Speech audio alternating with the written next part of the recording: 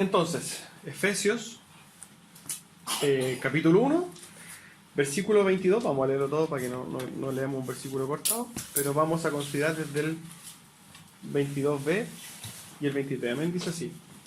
Y sometió todas las cosas bajo sus pies. Eso era parte de lo que vimos la semana pasada, ¿cierto? Y también vamos a ver algo hoy día. Y dice lo siguiente: y lo dio por cabeza sobre todas las cosas a la iglesia, la cual es su cuerpo, la plenitud de aquel que todo lo llena en todo. Amén. Son pocas palabras, es un versículo, poquitas palabras, deben ser no más de 20, todas unidas, pero dicen mucho y hay mucho que profundizar respecto de este pasaje. Si ustedes se fijan en sus trípticos, está el título que dice lo siguiente. El título del mensaje de hoy día es Cristo es la cabeza de la iglesia y esta es su plenitud. A modo de introducción,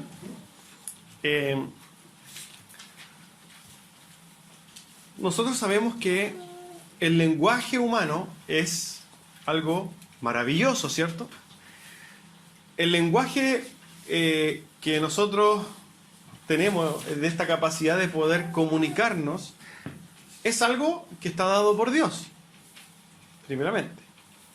Pero también en nuestro cerebro que Dios nos ha dado y en el desarrollo del lenguaje entre las personas, el hombre ha inventado un montón de figuras literarias. Por ejemplo, la metáfora, ¿cierto? Hipérboles. ¿Cuál dijo usted? Hipérbaton, anáforas, personificaciones, epítetos. ¿Ah? No. Epítetos, alegorías, ironías, etc. Y una figura que se llama paradoja. Yo creo que todos cuando escuchamos paradoja se nos viene a la cabeza Volver al Futuro, ¿cierto? Es por definición, una paradoja. ¿Qué es una paradoja? Como definición, la paradoja es el uso de expresiones, ideas, conceptos o frases en las cuales hay una supuesta contradicción, pero que en realidad tiene la intención de enfatizar o darle un nuevo sentido a aquello de lo que está hablando. ¿Se comprendió? Lo vuelvo a repetir. Paradoja. El significado de paradoja. La paradoja es el uso de expresiones, ideas, conceptos o frases en los cuales hay una supuesta contradicción que en realidad tiene la intención de enfatizar o darle un nuevo sentido a aquello de lo que está hablando. ¿Ya? Entonces, en otras palabras, la paradoja es algo que cuando nosotros lo leemos está contradiciéndose, pero no hay una contradicción, sino que lo que está tratando de hacer el autor es darle una profundidad o un sentido que nosotros tendríamos que entender a través de esta paradoja, ¿ya? Este es el caso de lo que nosotros acabamos de leer. Si usted se fija en el título, dice Cristo es la cabeza de la iglesia y esta es su plenitud. Cuando nosotros hablamos de que la iglesia es la plenitud de Cristo, podríamos pensar, y después dice que Cristo lo llena todo en todo, podríamos decir, al momento de decir que la iglesia es la plenitud de Cristo, podríamos decir que Cristo no está lleno, o de que Cristo no lo puede llenar todo. ¿Por qué? Porque no está pleno, ¿cierto? Entonces nosotros a primera vista podríamos decir, bueno, Pablo se está contradiciendo, porque por un lado está diciendo Cristo lo llena todo, y por otro lado está diciendo, pero la iglesia es la plenitud de él. Pensémoslo así, es como si Cristo fuera un cuerpo y le faltara un brazo, es lo que está diciendo él. Y ese brazo en la plenitud, para que él esté pleno, tendría que meterse ese brazo. Pero a la vez dice que Cristo está completo en sí mismo. ¿Es una contradicción? Sí. Pero a simple vista. No es lo que... no hay una contradicción, no hay contradicción en la Biblia. Para poder comprender esto tenemos que profundizar. Ahora, a modo de esto que tiene que ver con la paradoja, Pablo es un especialista en paradojas. Y hace muchas paradojas a través de sus textos. Él es una característica del lenguaje de Pablo, ¿ya? Hay unos ejemplos que, por ejemplo, que ustedes van a ver a través de la escritura en los escritos de Pablo. Él dice, por ejemplo, no todos son Israel los que están en Israel. Eso es una paradoja. En un texto largo dice, en todo recomendándonos como impostores y sin embargo veraces, como desconocidos y sin embargo bien conocidos, como moribundos y aquí que vivimos, como pesarosos mas siempre gozosos, como pobres mas enriqueciendo a muchos, como no teniendo nada y sin embargo poseyendo todas las cosas. Todas estas son paradojas que tienen un sentido más profundo de lo que se ve a simple vista. Cuando soy débil, dice Pablo, entonces soy fuerte. Otra paradoja. Y en esta misma epístola de Efesios, Pablo habla de conocer el amor que sobrepasa el conocimiento. Son todas paradojas, ¿ya? Entonces nosotros cuando nos encontremos con ciertas cosas que parecen contradicción en los textos, sobre todo los de Pablo, tenemos que empezar a profundizar para saber de qué está hablando Pablo. En este pasaje en particular, para que nosotros podamos comprender qué es lo que está diciendo este pasaje, vamos a ver 5 títulos. Y si quiere, los que están anotando, lo anotan, ¿ya? El primer título es Cristo tiene el poder sobre todas las cosas. Eso lo dice en el versículo 22, ¿cierto? Cristo tiene el poder sobre todas las cosas. Eso es lo primero. Segundo, Cristo es la cabeza de la iglesia. Tercero, la iglesia es el cuerpo de Cristo. Cuarto, la iglesia es la plenitud de Cristo. Y quinto, Cristo llena todo. Se lo vuelvo a repetir por si le quedó algo en el tintero. Primero, Cristo tiene el poder sobre todas las cosas. Segundo, Cristo es la cabeza de la iglesia. Tercero, la iglesia es el cuerpo de Cristo. Cuarto, la iglesia es la plenitud de Cristo. Y quinto, Cristo llena todo. Y si usted cree que poner llena todo en todo, póngale llena todo en todo. Entonces, para nosotros poder comprender qué dice este texto, vamos a tener que meternos en el texto profundamente para que nosotros podamos decir qué está hablando Pablo en este sentido. ¿Amén? Vamos a profundizar entonces, vamos a partir con el primero. Cristo tiene el poder sobre todas las cosas. Juan 1, capítulo 1, versículo 3 dice que todas las cosas fueron hechas por medio de Él y sin Él nada de lo que ha sido hecho fue hecho. Hebreos 1.3 dice, Él es el resplandor de su gloria y la expresión exacta de su naturaleza, y sostiene todas las cosas por la palabra de su poder. Dice después de llevar a cabo la purificación de los pecados, se sentó a la diestra de la majestad de las alturas. Pero ¿qué dice? Que Él sostiene todas las cosas por la palabra de su poder. ¿Quién sostiene entonces todas las cosas con el poder de su poder? O sea, con el poder de su palabra. El Señor, Jesucristo. Sí, amén. Romanos 11:36, porque de Él, y por Él, y para Él son todas las cosas. A Él sea la gloria por los siglos. Amén. Estos son 3 pasajes, pero la verdad que hay muchos más pasajes que hablan de que Cristo es el que sostiene todas las cosas. En otras palabras, Él es soberano, como decía nuestro hermano Darío en la coordinación. Él es soberano. Yo creo que los que hemos visto los atributos de Dios ya sabemos que es un Dios soberano, ¿cierto? Eso, amén, sí que lo quiero escuchar. Amén, lo tienen claro. Amén.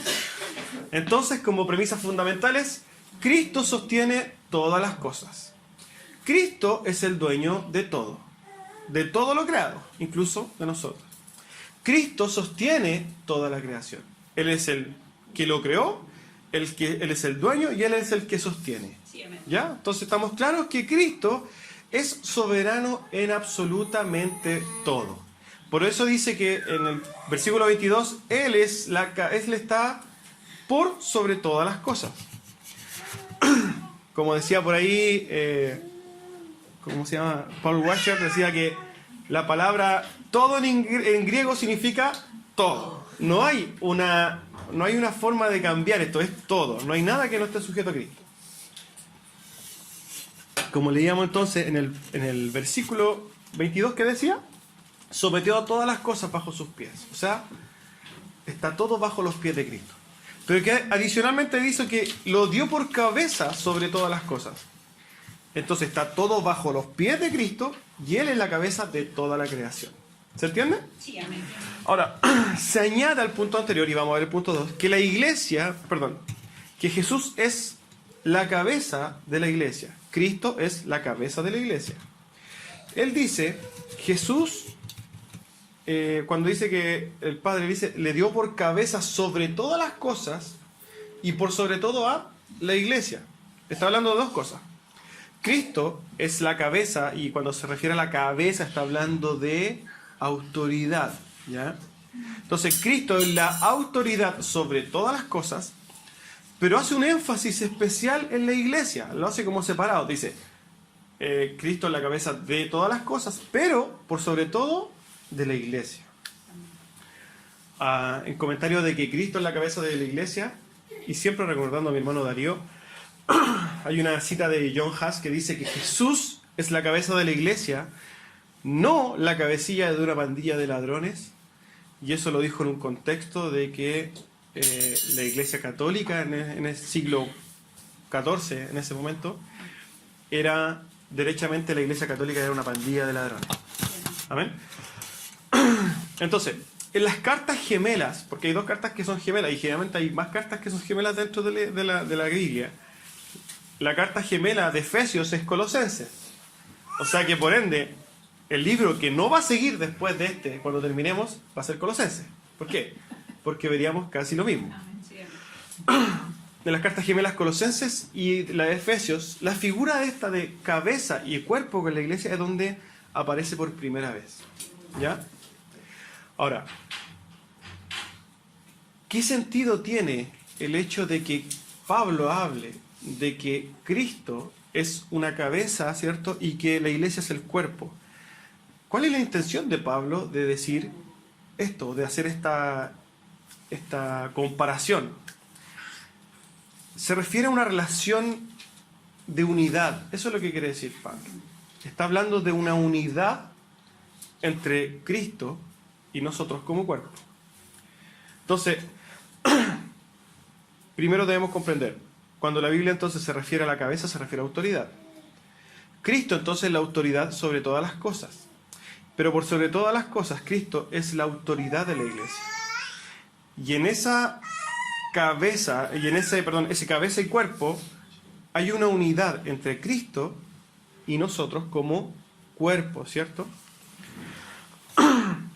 Cuando en el versículo 22b, que es lo que nosotros comenzamos a ver, dice, sobre todas las cosas a la iglesia, quiere decir que la iglesia es la parte más importante de lo que Dios gobierna. Cristo gobierna entonces todas las cosas, pero el que ocupa el lugar más importante dentro del gobierno de Cristo, ¿quién es? La iglesia. ¿Ya? Entonces, cuando hace este énfasis en que Cristo, por sobre todas las cosas, es cabeza de la iglesia, está diciendo lo siguiente, Dios. Dentro de todas las cosas creadas que yo tengo, el universo, el sol, las estrellas, los animales, el mar, etcétera, etcétera, etcétera, las moléculas, no sé, los protones, los neutrones, etcétera, hay algo que es particularmente importante para mí, y yo lo voy a separar porque para mí tiene una significancia diferente. Y eso somos nosotros, su iglesia. ¿Ya? ¿Por qué? Porque Cristo no vino a morir por las moléculas. Cristo no vino a morir por la luna, siendo creación de Dios. Cristo no vino a morir por los animales, Cristo no vino a morir por el mar, para que se eliminara el plástico del mar, ni mucho menos. Cristo vino a morir por nosotros, su iglesia. Nosotros como iglesia ocupamos un lugar impresionantemente especial en el corazón de Dios. Y nosotros, sin darnos cuenta, menospreciamos eso.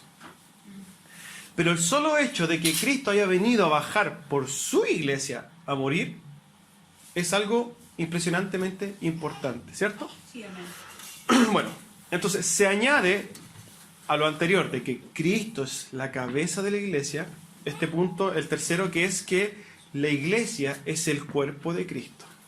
¿Ya? Primera de Corintios 11:3 dice lo siguiente: pero quiero que sepáis que la cabeza de todo hombre es Cristo, y la cabeza de la mujer es el hombre, y la cabeza de Cristo es Dios. ¿Qué está hablando? De la autoridad. Yo sé que hay muchas mujeres que no les gusta cuando hablamos de autoridad en este sentido, pero lo que está diciendo es: quiero que sepas que la autoridad del hombre es Cristo, que la autoridad de la mujer es el hombre, y que la autoridad de Cristo es Dios. ¿Ya? Está hablando también de esta relación cuerpo-cabeza, está hablando de autoridad y sumisión. En este sentido, si nosotros podríamos trabajar esto, podríamos decir entonces que nosotros como iglesia estamos sometidos a Cristo. ¿Amén? Entonces, al constituirlo cabeza sobre la iglesia, y esta a su vez es su cuerpo, nosotros, está diciendo que se haya tan íntimamente e indisolublemente unido a ella y la ama con tanto amor, con un amor ilimitado, inmutable, eterno, ¿cierto? Inexplicable. Oswald Chambers dice lo siguiente respecto a esta unión: Dios quiere que tengas una relación con Él mucho más íntima que la de simplemente recibir sus regalos. Nosotros podemos ver y hacer una crítica objetiva respecto de ciertos ministerios dentro del cristianismo que lo único que se dedican a decir o hablar de las bendiciones de Dios. Y la palabra bendición está, pero en todos los domingos. Pero no se habla de una bendición espiritual, sino que se habla de una bendición económica, sentimental, que Dios va a traer a la persona que tú quieres. Puras bendiciones que no es lo que Dios habla. Las bendiciones de nosotros son mucho más trascendentes y son a nivel espiritual, ¿cierto? Entonces lo que se enfatiza por medio de este simbolismo de cabeza y cuerpo habla de una unidad que no tiene entendimiento, pero de una unidad, ¿cierto? Efesios 5:21 al 25 dice lo siguiente: someteos unos a otros en el temor de Dios.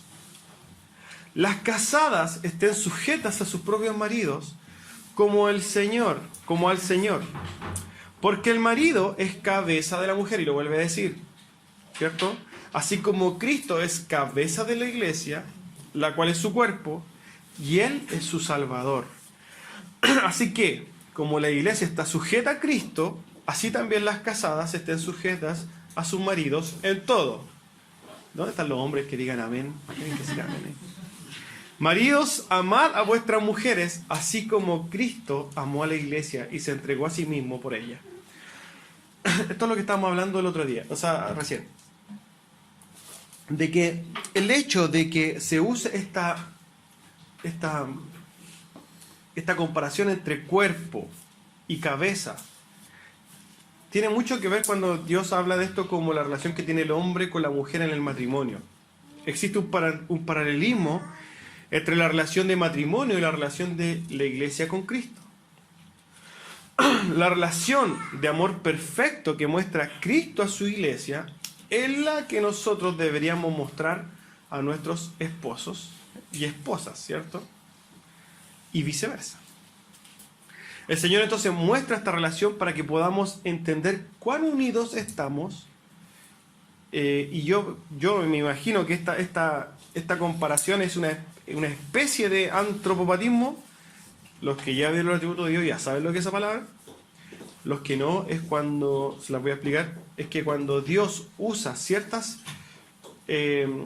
formas de expresión en la Biblia, y quiere mostrar lo que Él en su corazón o en sus pensamientos quiere decir, eso es un antropopatismo, ¿ya? Los que no entienden esto, después me lo preguntan con mayor y se los voy a desarrollar más grande. Pero es cuando Dios quiere mostrar sus pensamientos a través de la Escritura. ¿Ya? Entonces, ¿qué quiere mostrar Él? Que nosotros como iglesia ocupamos un lugar tan importante para Él y nos dice, mira, ¿sabes qué? Mi amor y la unión que nosotros tenemos es tan importante como, por ejemplo, mira a tu esposa. Mira tu relación que tú tienes con tu esposa. Asimismo es como yo te amo a ti. Ahora, el amor de Dios es perfecto, no es como de nosotros. ¿Por qué? Porque nosotros en nuestro propio matrimonio muchas veces no amamos. Aquí estamos hablando del diseño perfecto de Dios, que es un amor que se entrega, como lo dice Efesios, que se entrega hasta la muerte, se entrega todo. Nosotros por nuestros cónyuges deberíamos entregarnos en todo, ¿cierto? Respecto a esto, John Piper dice que eres libre de abandonar a tu esposa cuando Jesús abandone a la iglesia. Cuando nosotros vemos esta relación, esta comparación, lo que Dios dice es que lo que Dios dice, mire, el matrimonio que yo quiero que sea, ese matrimonio tiene que ser fundamentado y siguiendo las reglas de entrega que tengo yo. Y esa entrega que Cristo tiene fue total. Cristo se entregó totalmente. No dejó cosas así como, no, es que dame tú y un poco y después. No. Cristo no andaba negociando. No, es que si ustedes hacen esto, yo voy a... No, Cristo no negoció. Cristo se entregó. Así debería ser el matrimonio real, ¿cierto? Ahora, la iglesia o el cuerpo de Cristo tiene una condición y una función, ¿cierto? Cuando me refiero a condición, no significa que la iglesia tenga que hacer algo para recibir otra cosa. No habla de una condicionalidad, sino que de un estatus. La iglesia tiene un estatus, ¿ya? Y esa condición o ese estatus es la de ser un cuerpo. Y esto también se ha perdido mucho en estos tiempos de iglesia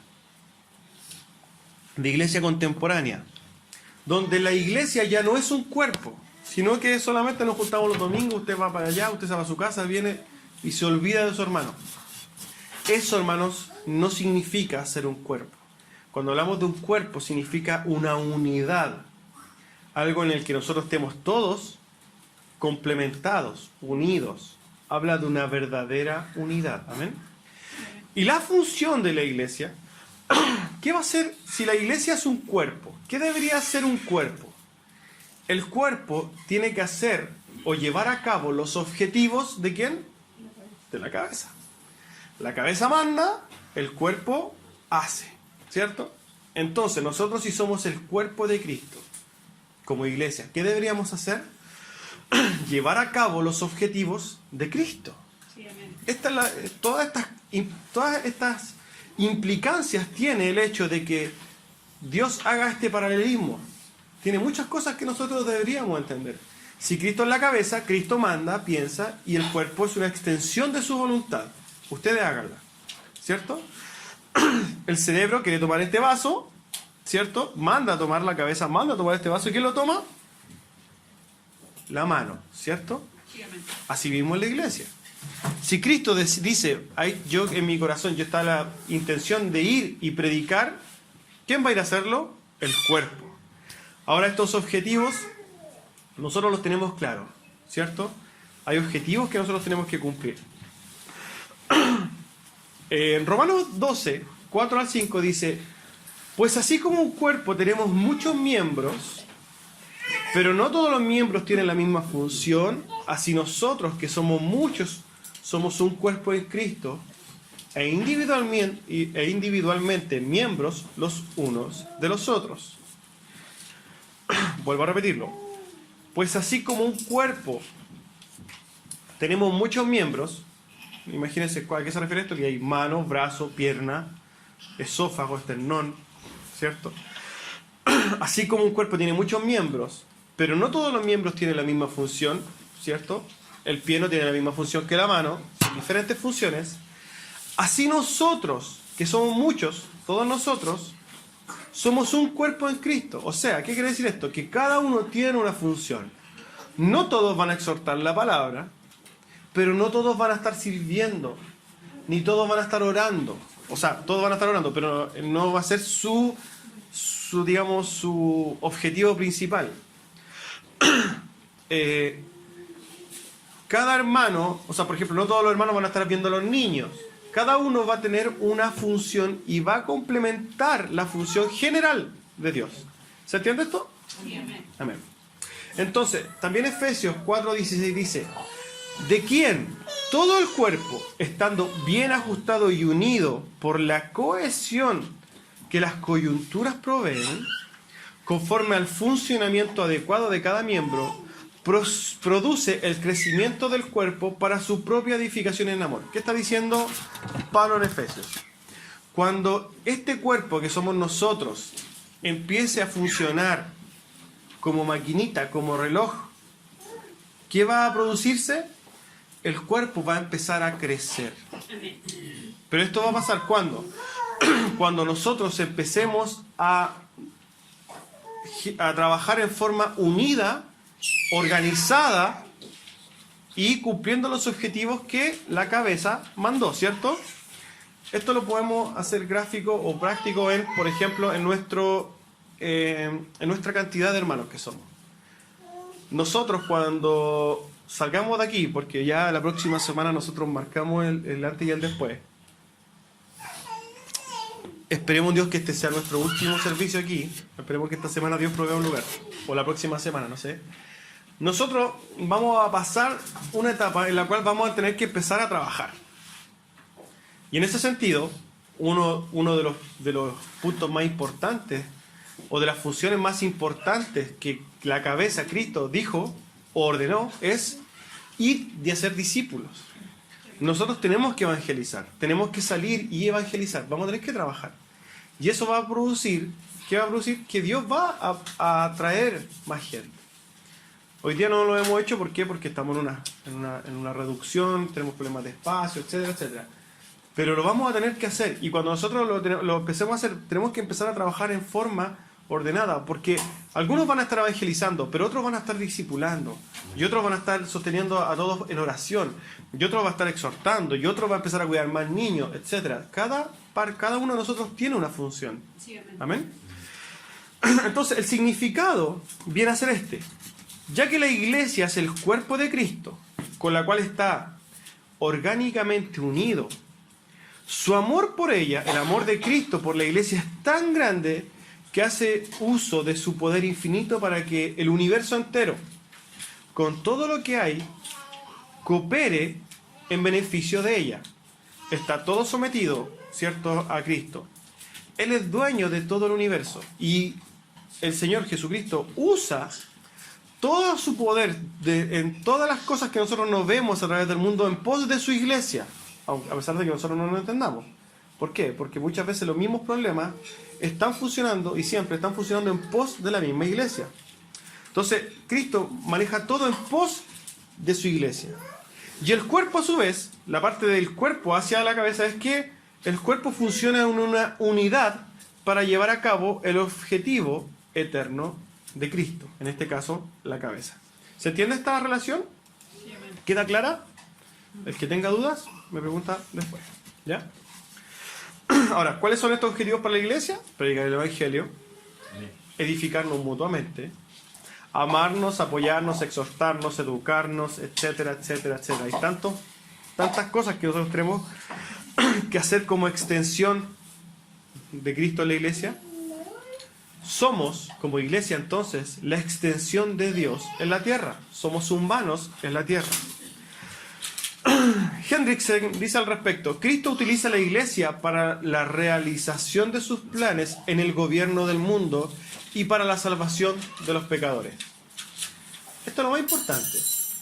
Y es como el objetivo por excelencia de Cristo: salvar a los pecadores del infierno, ¿cierto?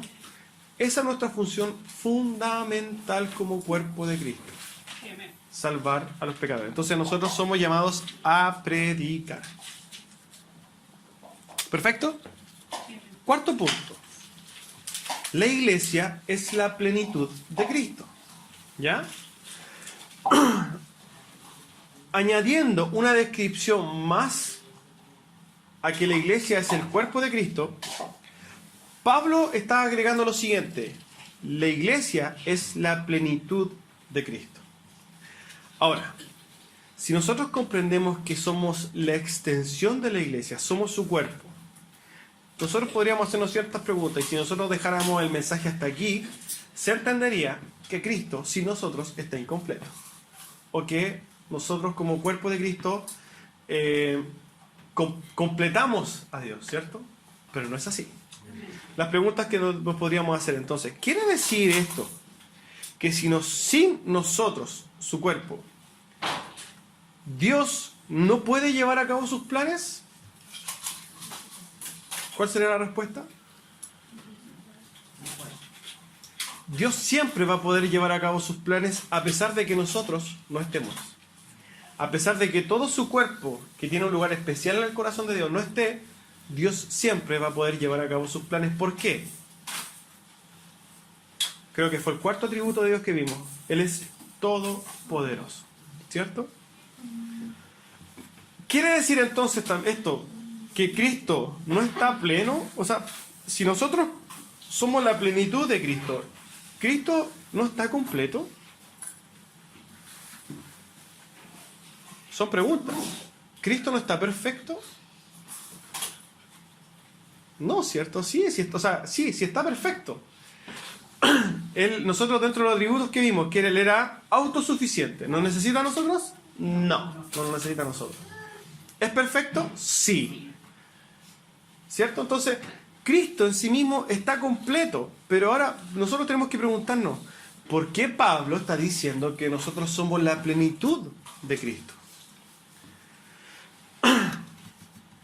La verdad que la iglesia complementa a Cristo en un modo. Y este modo vamos a tratar de desarrollarlo. La iglesia constituye la plenitud de Cristo desde la mirada, la perspectiva de amor que Cristo tiene hacia su iglesia. ¿Ya?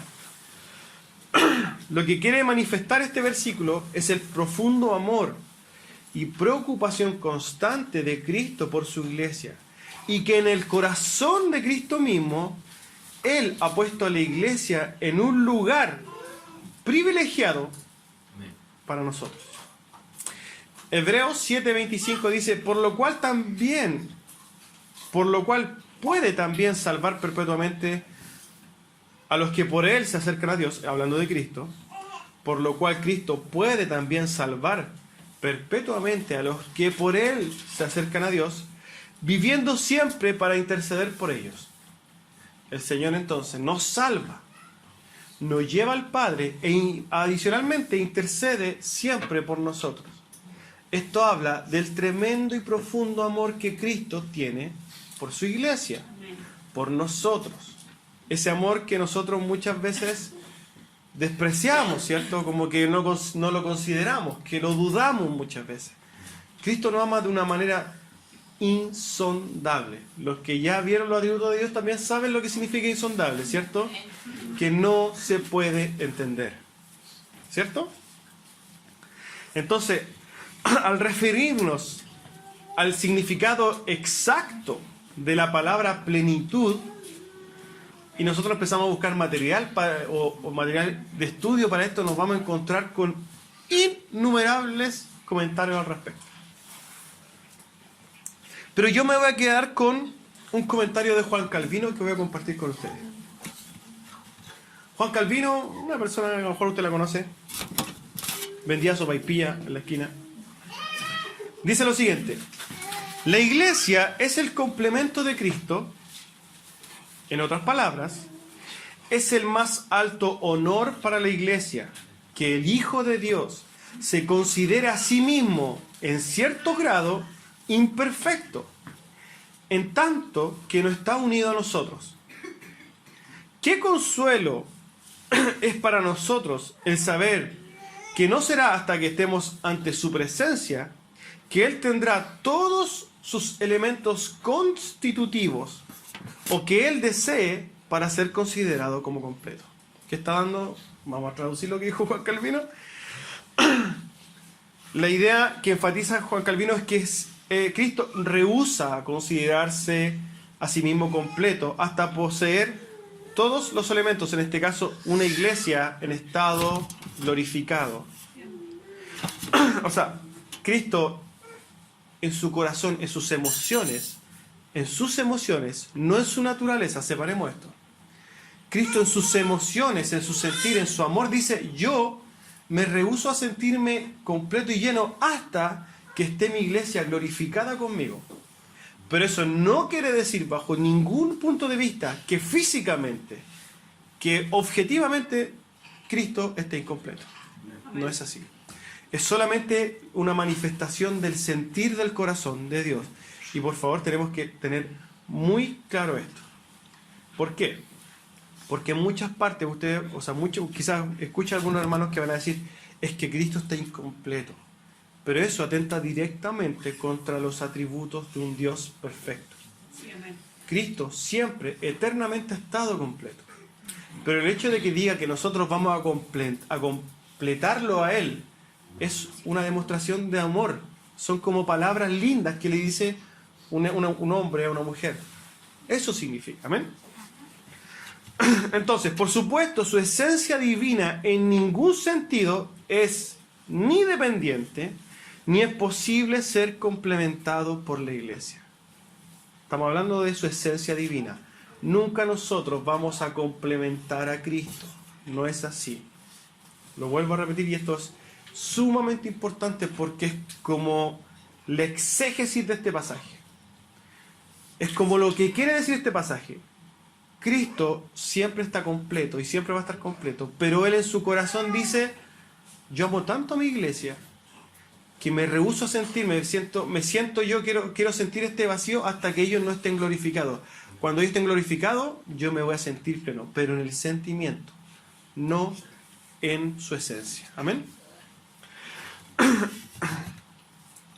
Entonces, esto tiene que ver solamente con un sentir en el corazón de Dios, pero no con la realidad de su deidad. No con la realidad de que Él es Dios. ¿Ya? En este sentido podríamos entender por qué somos la plenitud de Cristo. Bíblicamente, Dios, podríamos también decir por qué, o entender por qué Cristo no está completo, entre comillas. Él siempre hace esta referencia entre Cristo como su esposo y la iglesia su esposa, ¿cierto? Pero como un esposo está incompleto si es que no tiene su esposa, ¿cierto? Él hace una referencia entre la vid y los pámpanos, ¿cierto? Él es la vid, nosotros sus pámpanos. Pero una vid está incompleta sin sus pámpanos, ¿cierto? Sí. Él hace la referencia también de que dice que Él es el pastor y nosotros sus ovejas. ¿Y un pastor sin sus ovejas está incompleto? Sí. Dice que como cabeza haya su total expresión en el complemento de su cuerpo. Una cabeza sola por ahí sería como esta leyenda del tetué, ¿cierto? Con alas. Pero estaría incompleto porque le falta su cuerpo, ¿cierto? Son expresiones que nos dicen cómo o en qué sentido Cristo está incompleto sin nosotros. ¿Amén? Entonces, al interpretar la comparación cabeza-cuerpo con el significado de que el cuerpo llena todo o complementa la cabeza, resultando así una unidad orgánica en que el cuerpo lleva a cabo la voluntad y el propósito de la cabeza.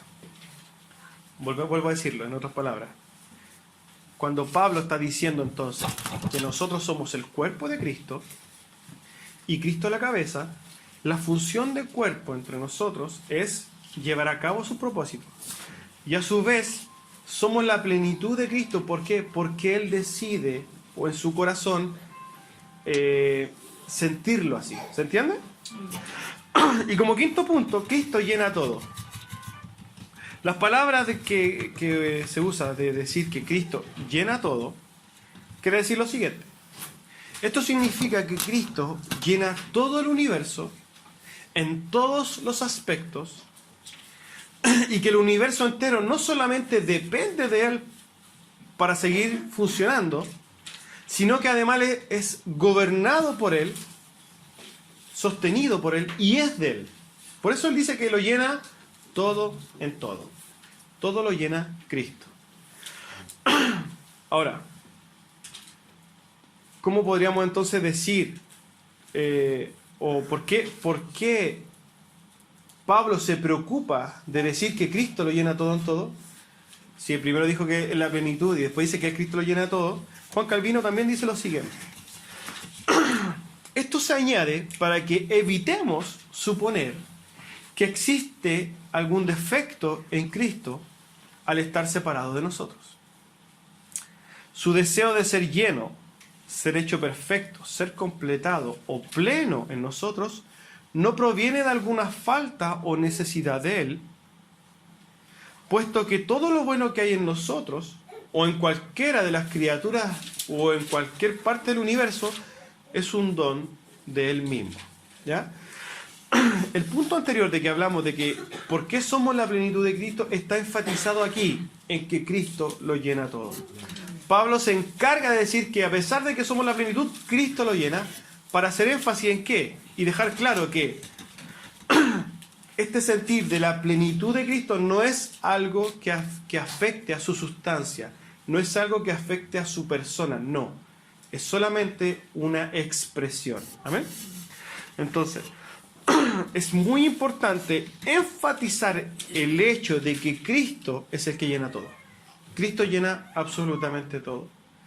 Y el hecho de que seamos copartícipes de su obra es solamente que en Él y en su amor, Él nos ha dado la posibilidad y el privilegio de ser parte de su proyecto eterno. Entonces, el hecho de que nosotros seamos cuerpo, hermanos, seamos cuerpo de Cristo, es solamente por su gran misericordia. Y porque Él, en su amor, nos permite ser este cuerpo, ser esta extensión de su cuerpo. Cuando les pasamos, por ejemplo, lo que tenía que ver con la autosuficiencia de Dios, y la autosuficiencia de Dios en este pasaje tiene mucho que ver, porque Dios es autosuficiente, y todo lo que nosotros nos podamos relacionar o hacer para Dios es porque Él nos ama, nada más. Recuerdo esta experiencia que un día pasé cuando estábamos dando por primera vez los atributos de Dios hace como 3 años atrás, y estaba justo preparando el tema de la autosuficiencia. Entonces, yo recuerdo, como si fuera ayer, que estaba arreglando algo en el jardín afuera, ¿cierto? Algo con las plantas, un macetero, cosa que nunca hago, pero en ese momento estaba haciendo. Y se me acerca Cristóbal y me dice, papá, ¿te puedo ayudar? Y yo dentro de mí, recuerdo perfectamente mis pensamientos, yo dije, yo no lo necesito. Yo, de hecho, me voy a demorar más si le digo que me lo haga, que me ayude. Y me voy a tener que dar la lata de enseñarle y todo. Y me dieron ganas de decirles ahí que no, anda a jugar, para terminar rápido. Pero, en ese momento me vino este pensamiento. Dije, pero si yo lo dejo participar conmigo, él se va a sentir bien. Él se va a sentir contento. Y él va a aprender. Entonces dije, si yo, como amo a mi hijo, ¿qué voy a querer para él? Yo lo voy a dejar. A pesar de que sea un estorbo a mí, pero yo lo voy a dejar. Porque no es para edificación mía, no es para que me ayude a mí. Es para que él sea edificado, él sea el beneficiado. Asimismo, es como Cristo hace con nosotros. Cristo no necesita nada de nosotros, absolutamente nada. Si usted no evangeliza nunca, Cristo va a ver cómo lo hace. Pero el hecho de que nosotros podamos ser copartícipes de la obra de Dios, para nosotros es un tremendo privilegio. Porque este mismo sentir que yo tuve con mi hijo es el que Cristo tiene con su iglesia. Cuando toma a usted y le dice, bueno, yo voy a permitir que Juanito Pérez venga y crezca, me conozca, que sufra, que se forme, que luche, que batalle, que se haga fuerte, que empiece a depender de mí, que vaya y extienda mi obra. Al hacer eso, ese Juanito Pérez va a ser edificado, va a crecer, se va a parecer más a mí, etcétera, etcétera, etcétera. Entonces nosotros todo el trabajo que podamos hacer para Dios es un tremendo privilegio. No lo menosprecie, no lo deje. Si a usted realmente va a tener una tarea designada, oiga hermano, vaya y no sé, vaya a orar por la hermana Patricia, no sé, que está mal, tómelo como un tremendo privilegio de las manos de Dios, porque eso en usted va a generar crecimiento. Lamentablemente nosotros vivimos en una iglesia que no entiende esto, y que cuando usted le dice hace esto, es que tengo miedo. Pero Dios, toda la función que pone para con nosotros es eso, para que usted crezca. Esfuércese, hermano, esforcémonos en servir a Dios, porque esto va en beneficio nuestro. Dios, y acuérdese esto siempre, Dios no necesita de usted, para nada, pero usted sí necesita de Dios. Y lo que Dios quiere para nosotros muchas veces a nosotros no nos gusta, pero es lo que sí nos conviene. Amén. Jesús no murió para que sufrieras, o sea, Jesús nunca murió para que no murió para que nunca sufrieras. Eso lo dice Tim Keller. Jesús no murió para que nunca sufrieras. Él murió para que cuando tú sufras, Dios use ese dolor para hacerte más como Jesús. Ahora bien, con un Cristo, con un Señor, con una cabeza que es el fundamento de nuestra salvación, que es el que sostiene todas las cosas, el que sostiene el universo, el que sostiene todas las partículas habidas y por haber. Teniendo a ese Cristo, a ese Dios, a esa cabeza que nos ama de tal manera, hermano, que nosotros no podemos comprender. Porque su amor también es insondable, no lo podemos comprender. Pero que de que nos ama, nos ama. Tanto así que lo ha demostrado subiéndose a una cruz por nosotros y muriendo por nosotros. Alguien decía por ahí que el peor insulto que le podemos decir a Dios o que podemos tener para con Dios es dudar de su amor a la luz de la cruz. Porque cuando Él se subió a la cruz fue por nosotros. Respecto de la cruz también alguien dijo, respondiendo a alguien que preguntaba, alguien preguntó, ¿por qué le suceden cosas malas a las buenas personas? Y alguien respondió lo siguiente: eso pasó solamente una vez y esa persona buena decidió que le pasara, refiriéndose a cruz. El único bueno es Cristo. Y en todo ese sentir, o sea, en todo su entendimiento de que Él es bueno, Él ha sido el único bueno, y el subir a la cruz fue porque Él decidió subir a la cruz. ¿Por qué? Por amor a nosotros. Entonces, entendiendo que este Señor que sustenta todas las cosas nos ama, nosotros somos llamados a vivir en paz, esperanzados en sus promesas, pero con fe, entendiendo que esas promesas van a venir, no hay nada que se interponga, disfrutando desde ya su herencia, disfrutando y gozándonos en las tribulaciones, gozándonos en todas las cosas que nos pasen. ¿Por qué? Porque todas las cosas que nos pasan, hermanos amados, están en las manos de Dios. Somos llamados a vivir tranquilos, gozosos, en paz. ¿Por qué? Porque el que tiene todo poder, a pesar de que nosotros no comprendamos la situación actual, el Señor está en control. ¿Ya? Entonces descansemos y tengamos paz confiando en un Dios que es totalmente soberano. No hay nadie que se interponga a su poder. Para concluir, ustedes saben, vamos a concluir con un pensamiento. Dice lo siguiente: la iglesia ocupa un lugar privilegiado en el corazón de Dios. Existen muchas formas de expresión que Dios usa para con su pueblo, como la niña de sus ojos, el linaje escogido, nación santa, etcétera, etcétera. Todas estas palabras demuestran el lugar preciado que tenemos como iglesia ante sus ojos. Es tan grande el amor que Dios ha tenido para con nosotros que envió a su Hijo a morir en una cruz para salvarnos. Y después de este tremendo sacrificio, de este maravilloso sacrificio, ha puesto como nuestra cabeza, nuestra autoridad, nuestro norte, nuestro dueño y como nuestro rey, aquel mismo Cordero que murió por nosotros en la cruz.